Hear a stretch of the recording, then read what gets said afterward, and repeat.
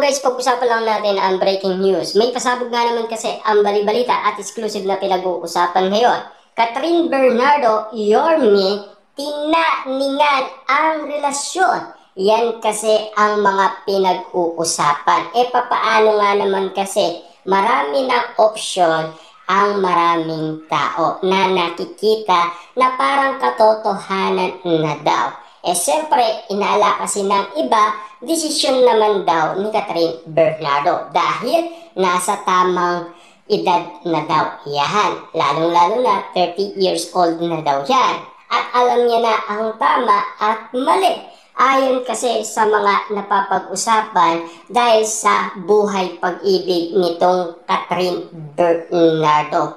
Siyempre, may issue naman itong si Mayor Mark Alcala. Kaya nga naman kasi hindi tinatantanan itong si Catherine Bernardo. Lagi nga naman kasing pinag-uusapan at lalong-lalo na nag-iintayan ng mga ganap sa Australia. At lalong-lalo na kasi kung meron nga bang totoong resibo at ebidensyang magpapatotoo na talagang nagdidate sina Mayor Mark Alcala at Catherine Bernardo. Ayon kasi sa balibalita, dahil sa pagsulpot ng slighting na nagtuturo na meron romantic something umano na namamagitan kina Catherine Bernardo at Mayor Mark Alcala, naging conversation piece naman sa isang portal ang naging love life ng nasabing politiko. Siyempre, alam niyo na siguro, no?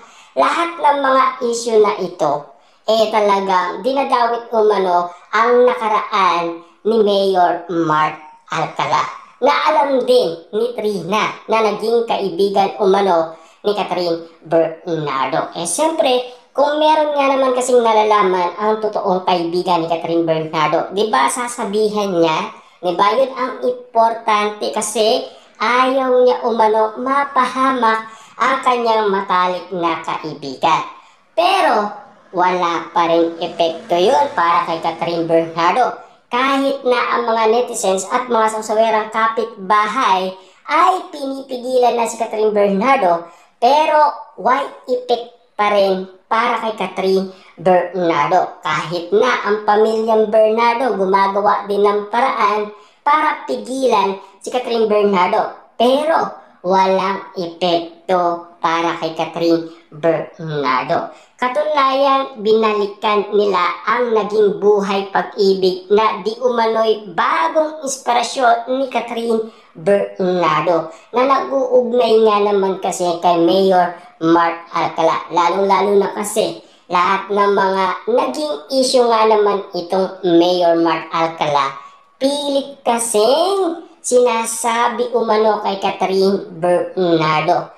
Pero wala naman kasing pagkakataon si Catherine Bernardo na makinig sa atin para ang ating mga komento sa kanya ay pakinggan niya. Dahil alam naman natin, kahit ang pamilya niya ay iniiwasan ni Catherine Bernardo. Kasi naging independent nga naman siya para umiwas nga naman kasi sa mga desisyon ng iba. Kasi meron naman siyang desisyon. Kaya nga naman kasi naging independent na, di ba? Kaya-kaya niya na ang kanyang sarili. Ngayon pinag-uusapan, wala na daw kakampi itong si Catherine Bernardo. Kaya nag-ibang bansa para magbakasyon kasi umingi nga naman kasi ng short vacation. At siyempre, ang inaalam ng karamihan kung sino nga ba ang isasama ni Catherine Bernardo sa kanyang bakasyon. At yun nga, spotted nga naman kasi Catherine Bernardo at Mayor Mark Alcala sa NAIA, pero magkaiba ang pila.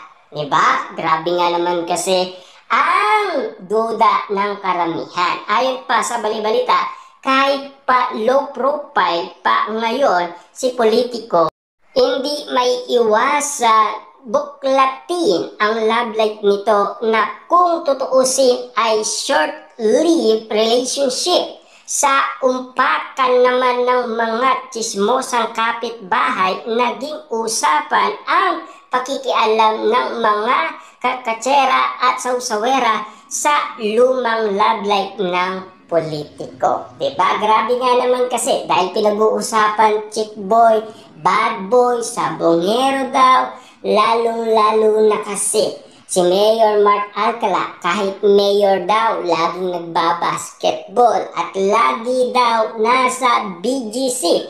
Ayon kasi sa mga netizens at mga sausawerang kapitbahay. Kumbaga, yan ang paalala nila kay Catherine Bernardo. Kaso nga lang, wala talaga epekto or hindi talaga natatamaan si Catherine Bernardo. Kaya nga naman kasi, deadma lang itong si Catherine Bernardo kahit na anuman ang sabihin ng iba, hindi pa rin siya nakikinig.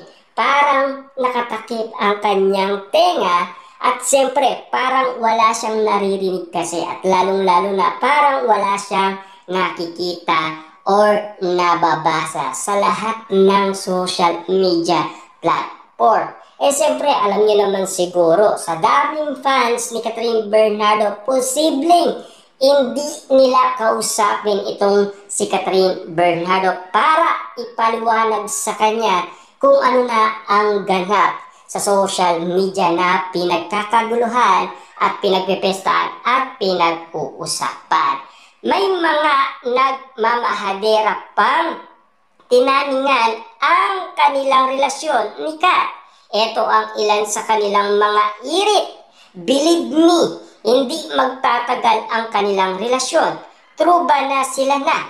Wala pa naman silang umaamin. Beside, hirap pagsabihan ng love life at politiko.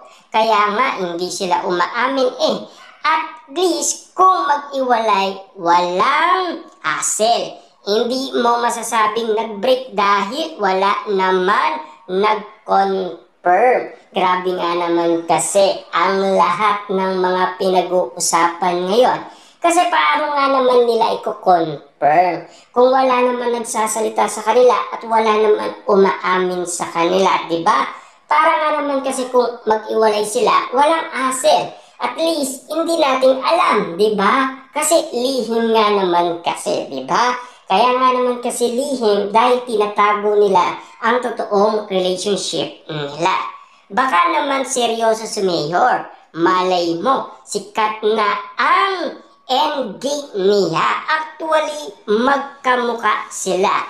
I think compatible naman sila. Yan kasi ang mga pinag-uusapan. Yan din kasi ang nakikita ng iba na hindi nakikita ng karamihan. Diba? Ganyan ang issue.